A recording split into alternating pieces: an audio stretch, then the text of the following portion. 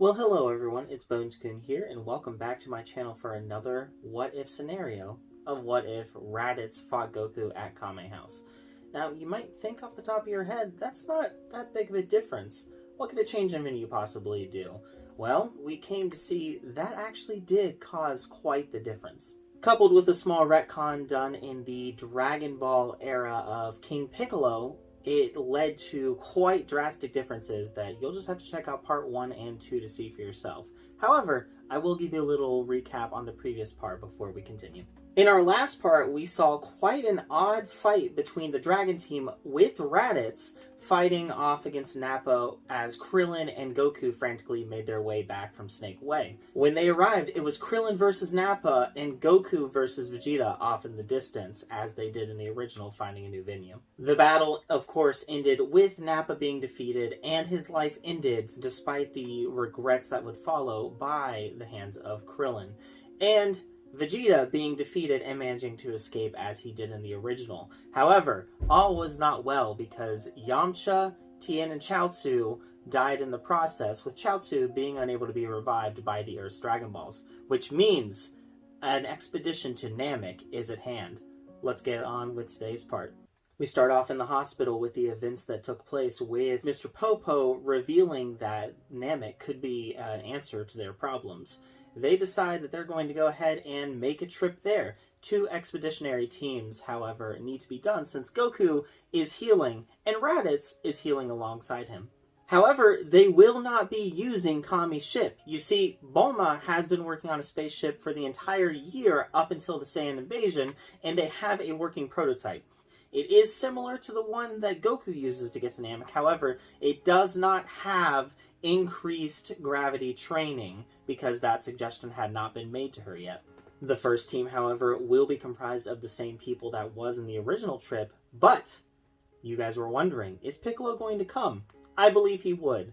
He has a curiosity of the planet Namek, as well as an extended wish to keep Gohan protected. Because of the bond that the two of them had formed, he really wants to be there to ensure that Gohan is safe, because there could be danger out there. You never know, and as we know, there definitely is going to be. Now, although it does not have gravity training in it, the ship is, however, pretty well equipped for training purposes. As I said, it's built quite similarly to the original one, just without the gravity training. That means it is made to be able to sustain the training needs of some of the Dragon Team members, because, you know, they always build things with the Dragon Team in mind. So, Piccolo, Krillin, and Gohan do get some training in on the way to Namek. This does lead to some interesting developments that differentiate even further from the original story. You see, Krillin knows the Kaioken. As we covered in our last part, Piccolo is going to want to know what the Kaioken is as well. It is a power that helped him to close the gap against Nappa, a person that Piccolo stood absolutely no chance against. Therefore, you really think that he's going to want to know it. And Krillin, you know, he saw that Gohan was protected by Piccolo. Some trust is built there, so I do believe that he will teach him the Kaioken.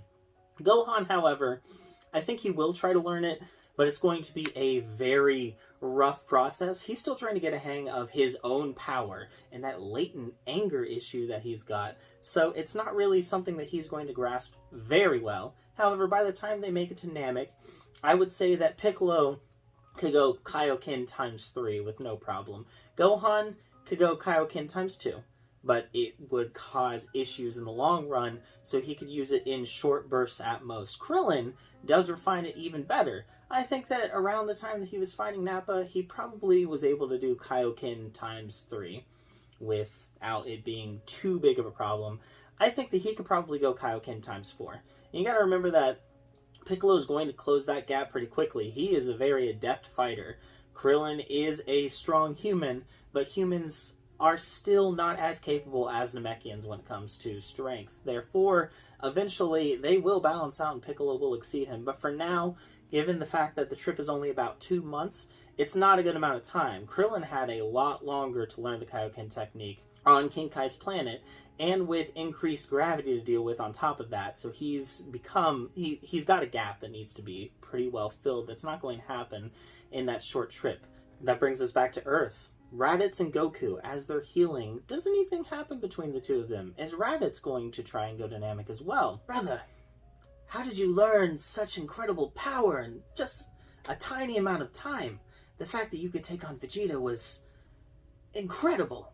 I don't know what to say. I keep lucking into amazing teachers. I got to fight on this planet that had 10 times gravity, and with Krillin there, it just came so easily. I learned this technique called the Kaioken, and I mean, I'd be happy to teach you too. I mean, you helped protect everybody. And so, you know, you're my brother. Why not? Wait, you trust me that quickly? I tried to kill you just a year ago. What? This isn't how Saiyans behave. Yeah, well, I just now am realizing that I'm a Saiyan, you gotta know. And I've always been raised a human. And humans have a lot more compassion. Sometimes I don't even know how I am a Saiyan, because I don't act anything like all of you guys. That Vegeta, that Nappa, and you've all acted so differently from how I've always been. Yes, well, when your entire planet's decimated by meteors and no one's really left, you kind of have to get a rough exterior. That and Saiyans have always just wanted to fight. That's all we've ever wanted. Yeah, well, a fight? I mean, I guess we have that in common at least, so, you know, we gotta go to Namek. Are you gonna come with us? Raditz thinks about it. He didn't really have a plan.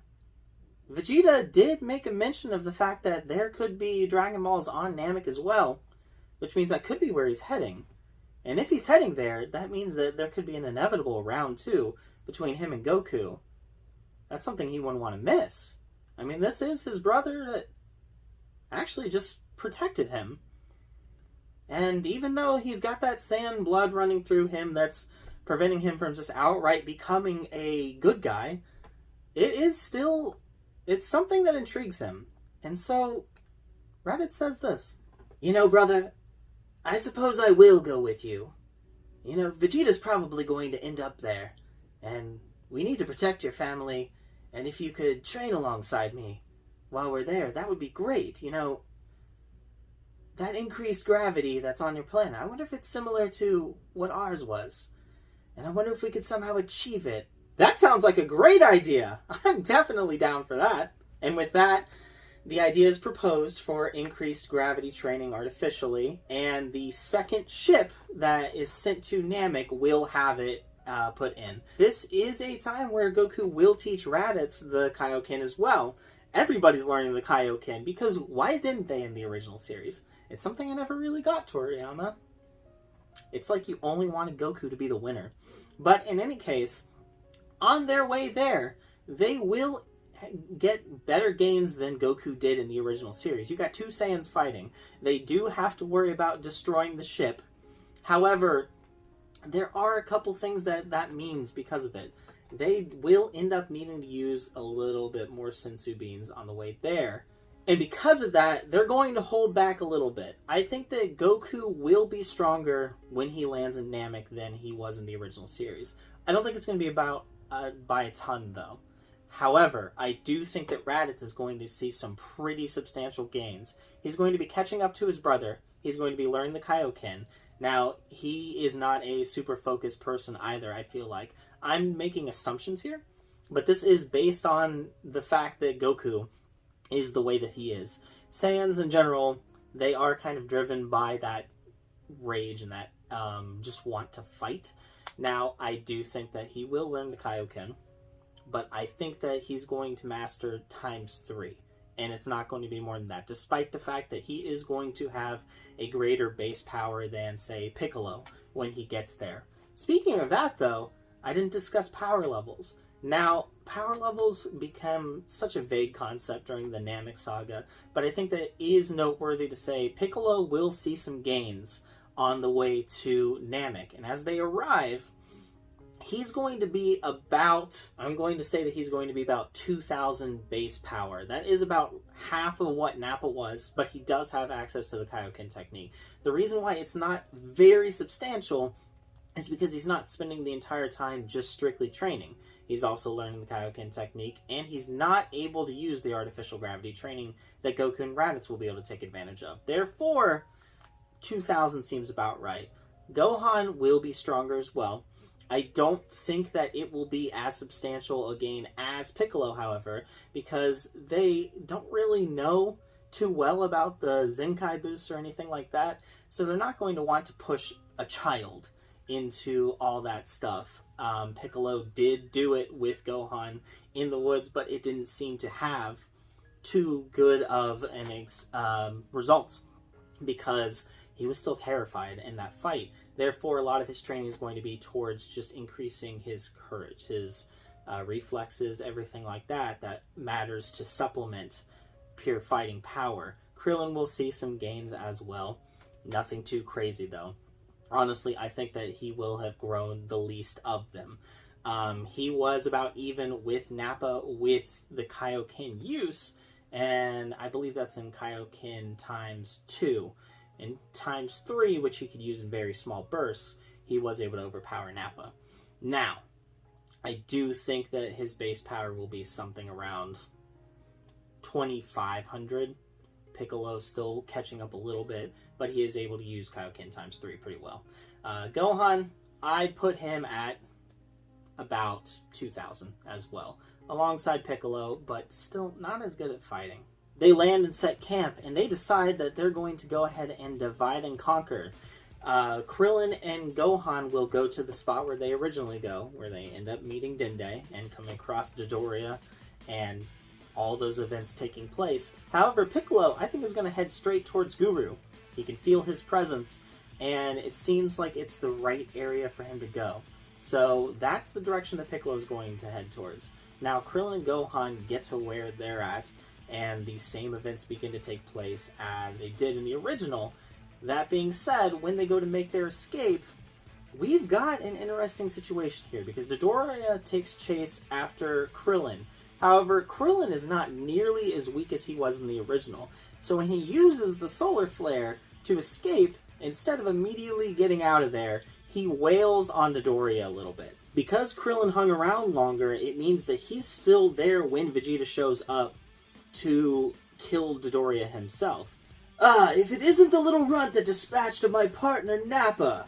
What a displeasure this is to see you. Aw, man. We really did expect you to show up here, but I didn't think we'd run into you this quickly. Yes, well, I picked up a neat trick while I was there on Earth with you.